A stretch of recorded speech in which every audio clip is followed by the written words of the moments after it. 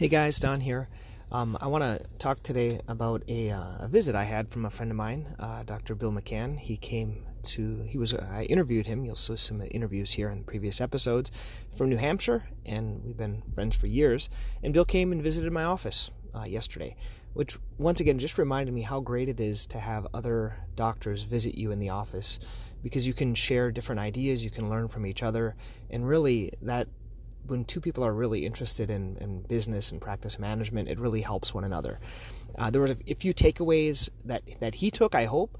He was kind of looking at our medical record, which we use is Athena, and I was kind of showing. And one thing I realized about Athena, or if any of you are considering getting a medical record, you should really find a doctor that uses it, because he had a test drive from one of the reps from Athena, and they just show him the basic things, but you don't really see the down and dirty, how you do the notes, how you do the follow-up, how you use it for marketing, how you use it for getting in contact with patients and following up with patients. I showed him examples of the 3-minute newsletter that I send out, how I send it via text message and email.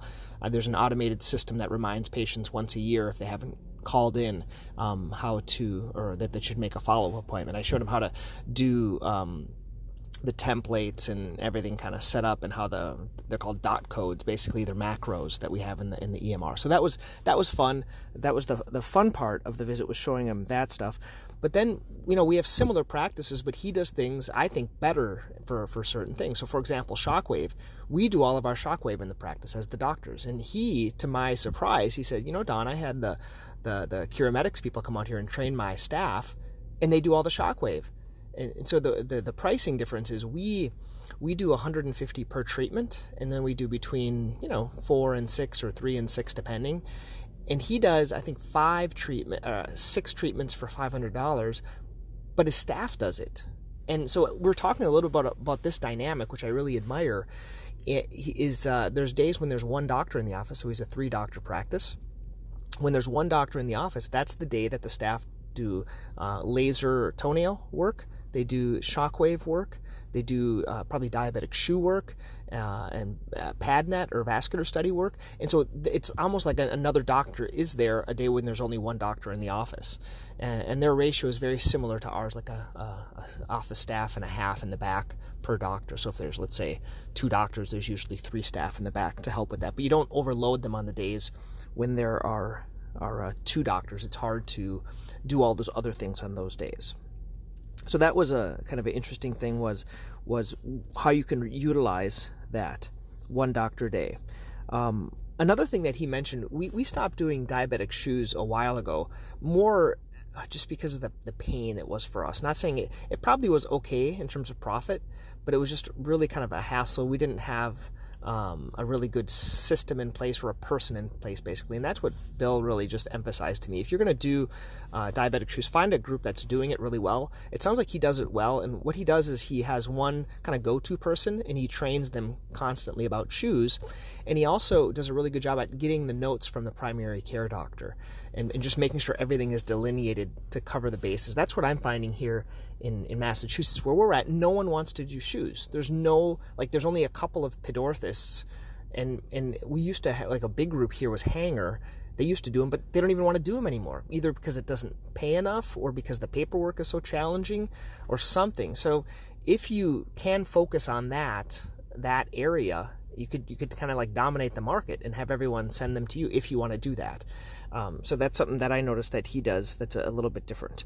So it was nice to have a doctor visit. I think everyone should visit someone else's practice. I remember, I think over 10 years ago, I think I was finishing residency, I went and visited Bill's practice, and I can still remember a few things that he did that were great. All of us do like an Amerigel kit after a matrixectomy, but he had this little kit with, I think it was some gentamicin and some other things packaged up, and I think it was less than the Amerigel kit, and everyone that had just a regular paronychia procedure, they got one of those. So that was kind of a neat thing. I also remember back in the day, just the way that Bill talks to patients. And this is something for younger doctors. Spend time with the doctors that are older. Because even when Bill was in the office with me, it was amazing hearing him, the way he talks with care, with confidence, with comfort to those patients. That really means a lot for the patients, and they really, that's one of the thing about his personality. It's a welcoming, it's a warming personality. You just want to be around the guy, and so it was a really good visit. A few other things that I feel like I could contribute to Bill is I kind of taught him makeshift how to use something called StreamYard, which is a way that we make our videos these days, and then also Zoom and how to do it like a fake background in Zoom. So I showed kind of how we did that. I showed how we do Google Slides for setting up different like almost like presentations, and how you can show your slides and make it a very quick presentation for patients on YouTube. Another thing that I showed him, which was a good opportunity, is I have a little a foot pain kind of checklist that I put in my pocket, and so when a patient comes back, I'll pull up my checklist, whatever the checklist might be, on a number of things that I have. Let's say the patient that we saw was a patient for peroneal tendinitis, and I have this little checklist, and they hadn't been getting better, and I basically just pulled up this checklist, and I think I've talked to you guys about this before, and I showed the checklist, and then I was able to just objectively go through, okay, have you tried this, have you tried this, have you tried this, and I wrote it on my little notepad. And so just these little things that we do differently, and you can learn from another doctor. So I would recommend, if anyone certainly wants to come visit me in Massachusetts, more than willing to have you come to my office. I think visiting one another would be a great thing. I also interviewed Dean Dorfman a while back, and I did visit his practice years ago. But it seems like once we get kind of busy in practice, it's harder to get out there and interview or visit people in their offices. So those are the thoughts for today. And once again, it was great having Bill McCann, and there are some great interviews. If you haven't listened to his interview, go back and listen to that one. He gives some great tips. Okay, have a great day.